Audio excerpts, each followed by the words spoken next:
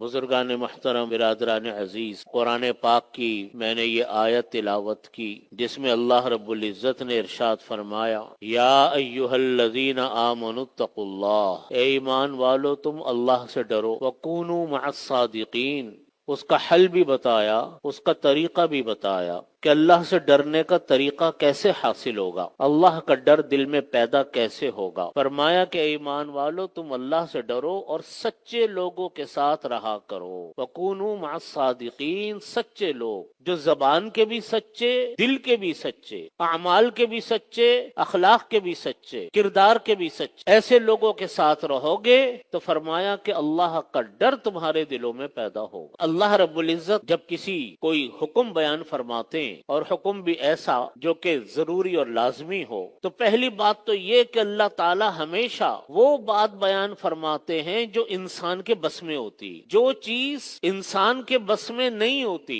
انسان کی طاقت اور قدرت سے وہ چیز باہر ہوتی ہے، اللہ تعالیٰ اس کا حکم بھی نہیں دیتے، یہ عادت اللہ ہے۔ اسی لیے جب بہت سارے لوگ یہ کہتے ہیں کہ صاحب شریعت کے اس مسئلے پر عمل کرنا ہمارے لیے ممکن نہیں، تو ہم ان سے یہ کہتے ہیں کہ آپ نے کوشش نہیں کی عمل کرنے کی، آپ کوشش کرتے تو عمل ہو جاتا۔ جب ایک انسان ارادہ ہی نہ کرے، اس کی خواہش ہی نہ ہو، تو کیسے وہ عادی بنے گا؟ میرے ایک جاننے والے ہیں، ان کا مجھے فون آیا اور کہنے لگے کہ جی یہ جو ہے کہ حلال ذبیحہ ضروری ہے۔ میں نے کہا ضروری ہے، یہ تو اللہ تعالیٰ نے قرآن کریم میں فرمایا کہ اللہ کا نام لے کر ذبح کرو، نہیں ذبح کرو گے، جان بوجھ کر چھوڑو گے تو جانور حلال نہیں ہے۔ کہنے لگے یہ تو ممکن ہی نہیں ہے۔ میں نے کہا کیسے ممکن نہیں ہے؟ کہہ رہے کہ فلانے ملکوں میں جاتے ہیں، وہاں تو حلال ذبیحہ ملتا نہیں ہے۔ میں نے کہا نہیں ملتا تو دوسری 10 چیزیں ملتی ہیں، سبزیاں ملتی ہے، مچھلی ملتی ہے، ہزاروں چیزیں کھانے پینے کو، فرض تو نہیں ہے کہ انسان ہر جگہ جا کر گوشت ہی تناول کرے۔ پھر میں نے ان کو یہ سمجھایا، میں نے کہا میرے بھائی، جب اللہ کا کوئی حکم آئے، اللہ تعالیٰ جب کسی چیز کا حکم دیتے ہیں اور انسان عمل کا ارادہ کرتا ہے، یہ اللہ کا وعدہ ہے کلام پاک میں کہ من جاہد فینا لنہدینہم سبلنا، کہ جو ہمارے راستے میں کوششیں کرتا ہے ہم اس کے لیے راستوں کو کھولتے ہیں، یہ بات ہے رب ذوالجلال۔ اللہ تعالیٰ کسی ایسی چیز کا حکم دیتے ہی نہیں ہے جو بس سے باہر ہو۔ ہمارے لیے نبی کریم صلی اللہ علیہ وسلم اللہ رب العزت نے رہنما بنا کر بھیجے، معلم بنا کر بھیجے، صحابہ اکرام رضی اللہ عنہم اجمعین جو اسلام لاتے رہے، نبی کریم صلی اللہ علیہ وسلم کے زیر تربیت آتے رہے۔ کتنے مشکل احکامات اللہ تعالیٰ نے نازل فرمائے جس کے ان صحابہ کرام کو قطعاً عادت نہیں تھی، کیونکہ وہ تو اسلام قبول کر کے آئے تھے، سوچ سمجھ کر آئے تھے، اس سے پہلے تو زمانہ جاہلیت میں رہتے تھے، لیکن نبی کریم صلی اللہ علیہ وسلم کی تعلیمات سے متاثر ہو کر جب انہوں نے اسلام قبول کیا اور جب اسلام کے احکامات آنے شروع ہوئے تو تمام صحابہ کرام رضی اللہ عنہم اجمعین کی شان یہ تھی کہ کبھی بحث نہیں کی انہوں نے نبی کریم صلی اللہ علیہ وسلم سے کہ یا اللہ یہ حکم کیسے ہوگا،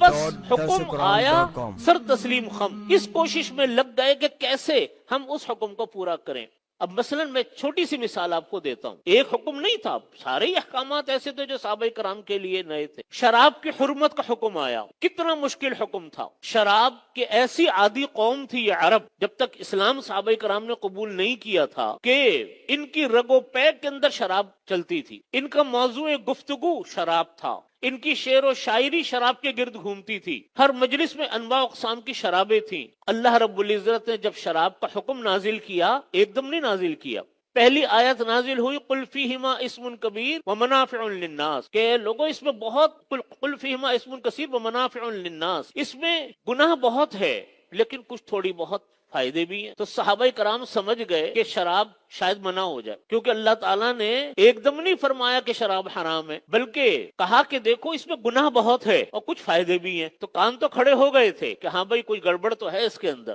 پھر ایک مرتبہ ایک مجلس تھی، حضرت عبد الرحمن ابن عوف رضی اللہ عنہ نے دعوت کی، اس میں شراب پیش کی، تو شراب پیش کرنے کے بعد جب شراب کا دور چلا تو اس کے بعد مغرب کی نماز ہو گئی۔ جن صحابی نے نماز پڑھائی ان سے نماز میں قل یا ایھا الکافرون کے اندر غلطی ہو گئی، کیونکہ نشہ آ گیا تھا شراب کا۔ تو جب غلطی ہوئی تو یہ آیت نازل فرمائی، اللہ رب العزت نے دوسری آیت نازل ہوئی، لا تقربوا الصلاۃ وانتم سکارا، کہ تم لوگ نماز کے قریب مت جانا جبکہ تم نشے کی حالت میں ہو۔ تو اور صحابہ کرام سمجھ گئے کہ بھئی اب وقت شاید شراب کی حرمت آ جائے، اور نبی کریم صلی اللہ علیہ وسلم بھی منتظر تھے کہ اللہ تعالیٰ شراب کے بارے میں کوئی دو ٹوک بات فرما دے، کیونکہ پہلے فرما دیا تھا کہ اس میں گناہ بہت ہیں، پھر یہ فرما دیا کہ نماز کے قریب مت جاؤ جبکہ تم نشے میں ہو، پھر کچھ عرصے بعد تیسری آیت نازل ہوئی قرآن کا، انما الخمر والمیسر والانصاب والازلام رجس من عمل الشیطان فاجتنبوہ، واضح حکم آ گیا کہ خمر، شراب، والمیسر، جوئے، والانصاب والازلام، یہ پرانے زمانے کے قسمت کے حال بتانے کے طریقے ہوتے تھے، جس کے ایک تھیلے میں لوگ نام اور لا لکھ کر ڈالتے تھے، قسمت کے حال معلوم کرتے تھے، جیسے آج کل ہمارے نجومی ہو۔ والانصاب والازلام رجس من عمل الشیطان، یہ ناپاک چیزیں ہیں، شیطان کے اعمال ہیں، فاجتنبوہ، اس سے تم بچو۔ واضح حکم آ گیا شراب کا۔ ایسی قوم جو کہ شراب کی عادی قوم تھی، جب اللہ کا حکم آیا، روایات میں لکھا ہے مدینہ طیبہ کی گلیوں میں اس طرح شرابیں بہ رہی تھیں، صحابہ کرام نے اس طرح مٹکے توڑے اپنے شرابوں کے، اس طرح شرابیں بہ رہی تھی جیسے بارش کا پانی بہتا ہو۔ پھر کسی صحابی نے کوئی بات نہ پہلے کی نہ بعد میں کی، بس حکم آیا تو آیا، بس سر آنکھوں پر، علی الرأس والعین۔ یہ شان ہے مومن کی، جب اللہ کا حکم، اس کے نبی علیہ الصلوۃ والسلام کا فرمان آ گیا، بس آ گیا، آگے بحث نہیں۔ یہ مطلب ہے کونوا مع الصادقین۔